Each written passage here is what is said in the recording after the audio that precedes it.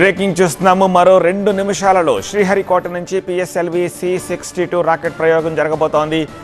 సరిగ్గా ఉదయం 10 గంటల 17 నిమిషాలకు ప్రయోగం ఫిక్స్ చేశారు. 1485 కేజీల ఉపగ్రహాన్ని నింగికి పంపుతోంది ఇస్రో.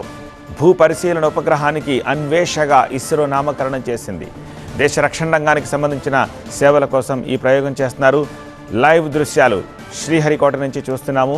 మరొక్క నిమిషంలో కౌంట్ డౌన్ స్టార్ట్ అయింది. మరొక్క నిమిషంలో ఈ ఉపగ్రహం కక్షలోకి ప్రవేశపెట్టడానికి లాంచ్ కాబోతోంది. కొత్త ఏడాదిలో ఇది తొలి రాకెట్ ప్రయోగము. కక్షలోకి EOS-N1 సహా మరో 15 ఉపగ్రహాలు వెళుతున్నాయి.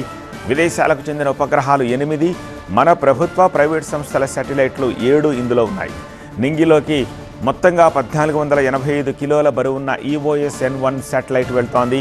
భూ పరిశీలన ఉపగ్రహానికి అన్వేషగా నామకరణం చేశారు.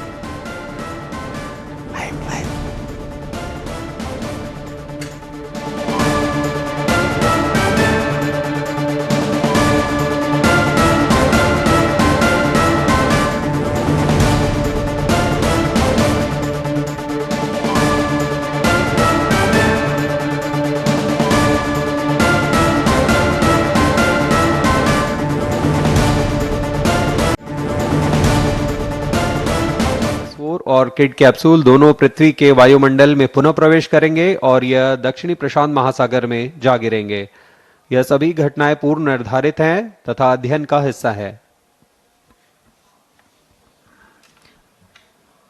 We are 1 minute 30 seconds away from the scheduled launch time.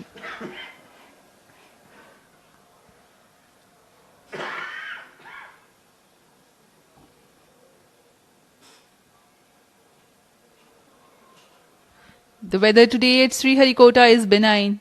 The winds are within acceptable limits.